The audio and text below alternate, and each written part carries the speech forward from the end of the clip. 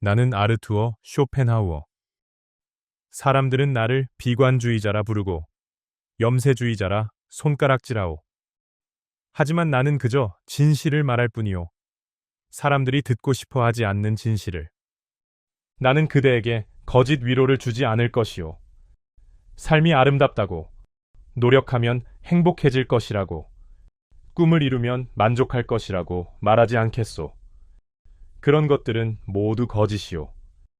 대신 나는 그대에게 진실을 말할 것이요. 삶은 본질적으로 고통이라는 것.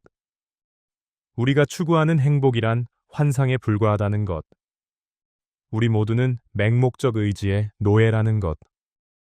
그대는 이제 묻겠지. 그렇다면 우리는 어떻게 살아야 하는가? 바로 그것이다.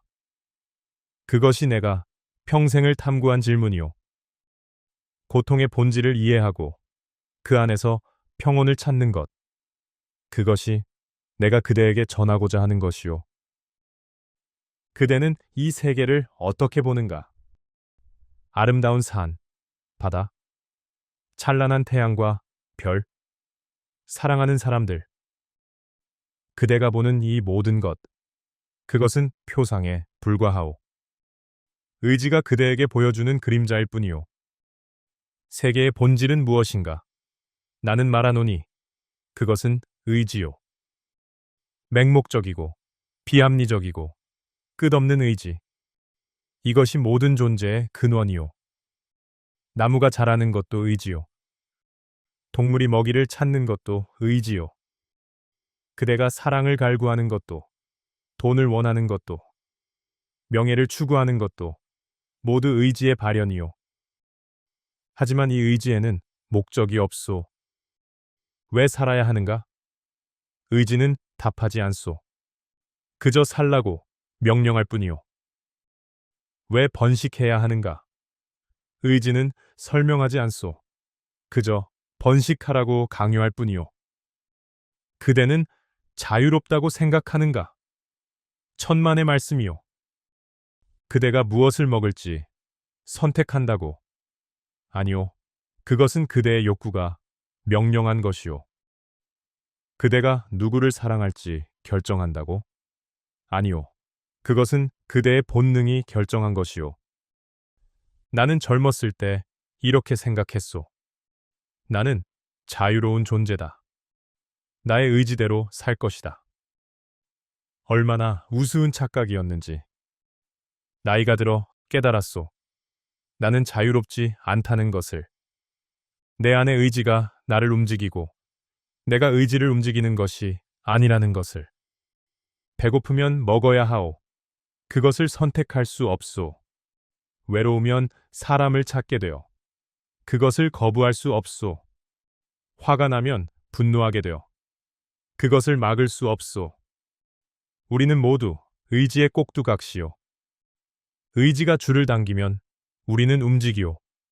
의지가 명령하면 우리는 따르오. 우리가 생각하는 자유로운 선택이란 사실은 의지가 우리에게 심어준 환상에 불과하오. 이것이 첫 번째 진실이요. 받아들이기 힘든 진실. 하지만 이것을 받아들일 때 그대는 비로소 진정한 지혜의 첫걸음을 내딛게 되는 것이요. 이제 내가 그대에게 욕망에 대해 말하겠소. 욕망이란 무엇인가? 그것은 결핍이요. 무언가가 없기에, 무언가가 부족하기에 우리는 원하는 것이요. 배고프다는 것은 음식의 결핍이요. 외롭다는 것은 사랑의 결핍이요. 불안하다는 것은 안정의 결핍이요. 모든 욕망은 결핍에서 태어나오. 그리고 결핍은 고통이요. 배고픔은 고통스럽소. 외로움은 괴롭소. 불안은 견디기 힘드오. 우리는 이 고통에서 벗어나기 위해 욕망을 추구하오. 그렇다면 욕망이 충족되면 행복한가? 여기서 사람들은 착각을 하오. 그들은 욕망이 충족되면 행복할 것이라 믿소. 하지만 나는 말하노니 그것은 환상이라고. 욕망이 충족되는 순간 우리가 느끼는 것은 행복이 아니오. 단지 고통의 부재일 뿐이오. 배를 채우면 배고픔이 사라지오. 하지만 그것이 행복인가? 아니오. 그것은 고통이 멈춘 것일 뿐이오. 잠시 후 권태가 찾아오. 권태. 이것이 내가 발견한 인간 실존의 두 번째 비극이오. 욕망이 충족되지 않으면 고통이고, 욕망이 충족되면 권태요. 우리는 이 둘 사이를 진자처럼 오가오. 고통에서 권태로, 권태에서 다시 고통으로. 내가 젊었을 때를 떠올려 보오. 나는 학문적 명성을 갈구했소. 교수가 되면, 내 책이 인정받으면 그때는 행복할 것이다 라고 생각했소. 하지만 어떻게 되었는가? 내 책, 의지와 표상으로서의 세계를 출판했을 때 아무도 주목하지 않았소. 그것은 고통이었소. 하지만 나중에 사람들이 내 책을 읽기 시작했을 때 내가 행복했는가? 잠시뿐이었소. 인정받는 기쁨은 곧 익숙해졌고 나는 또 다른 것을 갈구하기 시작했소. 더 많은 독자, 더 큰 영향력, 더 폭넓은 인정. 욕망은 수레바퀴요. 그대가 하나를 얻으면 또 다른 것을 원하게 되어. 승진을 하면 더 높은 자리를, 돈을 벌면 더 많은 돈을, 사랑을 받으면 더 강렬한 사랑을 갈구하오. 끝이 없소. 도착지가 없소. 만족이라는 것은 존재하지 않소. 우리는 끝없이 달리지만 결국 제자리일 뿐이오. 그렇다면 그대는 묻겠지. 그럼 우리는 어떻게 해야 합니까? 라고. 나는 말하노니 욕망에서 완전히 벗어날 수는 없다고. 그것은 우리 존재의 본질이기 때문이오. 하지만 욕망의 본성을 이해하는 것, 그것만으로도 우리는 조금 더 자유로워질 수 있어. 욕망이 그대를 행복하게 해주지 않으리라는 것을 알라. 목표를 이루어도 공허하리라는 것을 알라. 원하는 것을 얻어도 또 다른 욕망이 생기리라는 것을 알라. 이것을 아는 것, 그것이 지혜의 시작이요. 환상에서 깨어나는 것. 욕망이라는 수레바퀴를 멈출 수는 없지만 적어도 그것이 우리를 어디로도 데려가지 않는다는 것을 아는 것. 이것이 두 번째 진실이요. 이제 나는 그대에게 타인에 대해 말하겠소. 사람들은 왜 불행한가? 내가 오랜 관찰 끝에 내린 결론은 이것이요. 그들은 타인과 자신을 비교하기 때문이라고. 그대는 절대적 기준으로 자신을 평가하지 않소. 상대적 기준으로 평가하오. 내가 얼마나 가졌는가가 아니라 남보다 내가 더 많이 가졌는가를 따지오. 이것이 얼마나 어리석은 일인지. 같은 것을 가져도 주변 사람들이 더 많이 가지면 그대는 불행하오. 반대로 적게 가져도 주변 사람들이 더 적게 가지면 그대는 만족하오. 그대의 행복은 그대가 가진 것이 아니라 타인이 가진 것에 달려 있소. 내가 프랑크푸르트에서 살 때 사람들은 늘 서로를 비교했소. 누구는 더 큰 집에 살고, 누구는 더 좋은 마차를 타고, 누구는 더 화려한 옷을 입고. 나는 그들을 보며 생각했소. 얼마나 가련한가. 그들은 자신의 삶이 아니라 타인의 눈으로 본 자신의 삶을 살고 있구나. 타인이 나를 어떻게 볼까? 타인이 나를 존경할까? 타인이 나를 부러워할까? 이런 생각들이 그들을 지배했소. 그들은 자기 자신을 위해 사는 것이 아니라 타인의 승인을 얻기 위해 살았소. 나는 말하노니 이것이야말로 가장 비참한 삶이라고.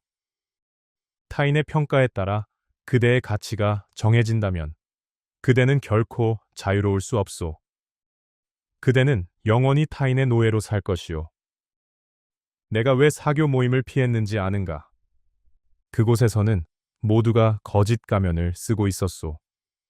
진정한 자기 자신이 아니라 타인이 보고 싶어 하는 모습을 연기했소. 재미있는 척, 교양 있는 척, 성공한 척. 얼마나 피곤한 일인가. 나는 차라리 혼자 있는 것을 택했소. 내 방에서 내 책들과 함께, 내 생각들과 함께. 거기에는 위선이 없었소. 가식이 없었소. 오직 진실만 있었소. 사람들은 나를 괴짜라 불렀소. 사회성 없는 냉소주의자라 수군거렸소. 하지만 나는 개의치 않았소. 왜냐하면 나는 알았기 때문이요. 진정한 가치는 타인의 평가가 아니라 내 안에 있다는 것을. 내면이 풍요로우면 혼자 있어도 행복하고, 내면이 공허하면 군중 속에 있어도 외롭다는 것을. 그대에게 묻겠소. 그대는 혼자 있을 수 있는가? 타인과의 연락도 없이 오직 그대 자신과만 단둘이 있을 수 있는가? 만약 그것이 견디기 힘들다면 그대의 내면은 공허한 것이요. 만약 침묵이 불안하다면 그대는 자기 자신으로부터 도망치고 있는 것이요. 내가 그대에게 조언하노니 타인의 시선에서 벗어나라. 타인이 그대를 어떻게 생각하든 그것은 그대의 본질과 아무 관계가 없소. 중요한 것은 그대가 누구인가이지 타인이 그대를 누구라 생각하는가가 아니오. 그대 자신의 내면을 가꾸라. 책을 읽고 생각하고 사색하라. 그대만의 세계를 건설하라. 그러면 그대는 더 이상 타인의 승인을 필요로 하지 않을 것이요. 이것이 세 번째 진실이요. 그대는 지금까지 내 말을 들으며 생각했을 것이요. 그렇다면 우리에게 희망은 없는가? 평온은 불가능한가? 라고. 아니요. 나는 그대에게 구원의 길을 제시할 것이요. 그것이 바로 예술이요. 베토벤의 교향곡을 들어보았는가? 처음 몇 소절이 울려 퍼지는 순간 무슨 일이 일어나는가? 그대는 모든 것을 잊소. 내일 회의가 있다는 것도, 대출금을 갚아야 한다는 것도, 누군가가 그대를 배신했다는 것도, 모든 걱정, 모든 욕망, 모든 고통이 사라지오. 오직 음악만 존재하오. 이것이 무엇을 의미하는지 아는가? 그 순간, 그대는 더 이상 욕망하는 주체가 아니오. 순수한 인식의 주체가 되는 것이오. 평소에 그대는 끊임없이 무언가를 원하오. 배고프고, 외롭고, 불안하고, 탐욕스러운 존재. 하지만 예술을 감상하는 그 순간만큼은 달라지오. 그대는 더 이상 원하지 않소. 단지 보고, 듣고, 느낄 뿐이오. 의지의 수레바퀴가 멈추오. 나와 음악의 경계가 사라지오. 주체와 객체가 하나가 되어. 이것이 바로 내가 말하는 순수한 관조의 상태요. 나는 플루트를 연주했소. 매일 저녁 혼자 내 방에서. 사람들은 이해하지 못했소. 늙은 철학자가 무슨 플루트냐고 비웃었소. 하지만 나는 알았소. 그 순간만큼은 모든 고통에서 자유로워진다는 것을. 철학적 사유의 무게에서 벗어난다는 것을. 의지의 굴레에서 해방된다는 것을. 그림 앞에 서보라. 렘브란트든 라파엘로든. 그대는 시간을 잊을 것이요. 과거도 미래도 사라질 것이요. 오직 지금, 여기, 이 그림만 존재할 것이요. 특히 음악. 나는 음악을 모든 예술 중에서 가장 위대하다고 보오. 왜냐하면 음악은 세상의 모습을 그리는 것이 아니라 의지 자체를 직접 표현하기 때문이요. 회화는 사물을 그리고 문학은 이야기를 쓰오. 하지만 음악은 다르오. 음악은 언어가 아니오. 이미지가 아니오. 음악은 의지의 움직임 자체, 감정의 흐름 자체를 소리로 표현하오. 그래서 음악을 들을 때 그대는 말로 설명할 수 없는 무언가를 느끼오. 슬픔인 듯 하면서도 슬픔이 아니고 기쁨인 듯 하면서도 기쁨이 아닌 것을. 그것은 의지 그 자체의 울림이오. 물론 이것은 영원한 해방이 아니오. 음악이 끝나면 그대는 다시 일상으로 돌아가오. 다시 욕망하고, 다시 고통받고, 다시 권태를 느끼오. 그것은 피할 수 없소. 하지만 그 짧은 순간들이 중요하오. 그 순간들이 모여 우리 삶을 견딜만하게 만드오. 예술은 삶의 고통으로부터의 일시적 피난처요. 우리가 숨을 돌릴 수 있는 쉼터요. 그러니 내가 그대에게 권하노니 예술을 가까이 하라. 음악을 들으라. 그림을 보러 가라. 시를 읽으라. 아름다움에 그대 자신을 내맡기라. 그 시간은 낭비가 아니오. 그것은 그대 영혼의 필수적인 휴식이요. 고통의 바다에서 잠시 떠오르는 순간이요. 이것이 네 번째 진실이요. 그대여, 나의 말이 끝나가오. 나는 그대에게 달콤한 거짓말을 하지 않았소. 삶이 아름답다고, 노력하면 성공한다고, 행복이 어딘가에 있다고 말하지 않았소. 대신 나는 진실을 말했소. 삶은 본질적으로 고통이라는 것, 욕망은 끝이 없다는 것, 행복은 환상에 불과하다는 것. 그대는 지금 절망하고 있을지도 모르오. 그렇다면 대체 무슨 의미가 있는가라고 물을지도 모르오. 하지만 나는 말하노니 바로 이것이 시작이라고. 환상에서 깨어나는 것, 잊지도 않은 행복을 쫓지 않는 것, 도달할 수 없는 목표에 좌절하지 않는 것, 진실을 아는 것, 그것이 자유의 시작이요. 나는 80년 가까이 살았소. 대부분의 시간을 혼자 보냈소. 사람들은 나를 불쌍히 여겼소. 저 늙은이는 외롭게 살다가 외롭게 죽겠구나 라고 생각했소. 하지만 나는 외롭지 않았소. 나에게는 내 책들이 있었고, 내 생각들이 있었고, 내 음악이 있었소. 내게는 풍요로운 내면 세계가 있었소. 타인의 승인을 구걸하지 않았고, 명예에 집착하지 않았고, 욕망의 노예가 되지 않았소. 나는 나 자신이었소. 그것이 나의 평온이었소. 물론 나도 고통받았소. 나도 욕망했소. 나도 때로는 외로웠고, 때로는 분노했소. 나는 성인이 아니었소. 하지만 나는 고통의 본질을 이해했소. 그리고 그 이해 위에서 나는 고통과 함께 살아가는 법을 배웠소. 고통을 없애려 하지 않고 고통과 화해하는 법을.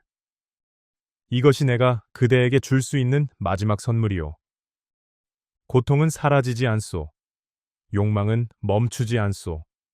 하지만 그대가 그 본질을 이해한다면 그대는 그것들에게 지배당하지 않을 수 있소. 고독을 두려워하지 마라. 그 안에서 그대 자신을 발견하라. 예술에 자신을 내맡겨라. 그 순간만큼은 모든 것을 잊으라. 타인의 시선에서 벗어나라. 그대만의 길을 가라. 욕망의 환상을 버려라. 있는 그대로를 받아들여라. 이것이 나, 아르투어 쇼펜하우어가 그대에게 전하는 메시지요. 나는 이제 곧 이 세상을 떠날 것이요. 하지만 나의 말은 남을 것이요. 그대가 이 말을 기억한다면 그대는 조금 더 자유로워질 수 있을 것이요. 고통 속에서 평온을 찾으라. 절망 속에서 지혜를 구하라. 어둠 속에서 빛을 보라. 이것이 가능하오. 내가 그것을 증명했소. 그대여, 용기를 내시오. 진실은 그대를 자유롭게 할 것이오. 삶은 고통과 권태 사이를 진자처럼 오간다. 하지만 이 진리를 아는 자는 그 진자를 멈출 수는 없어도 그 흔들림 속에서 중심을 잡을 수 있다.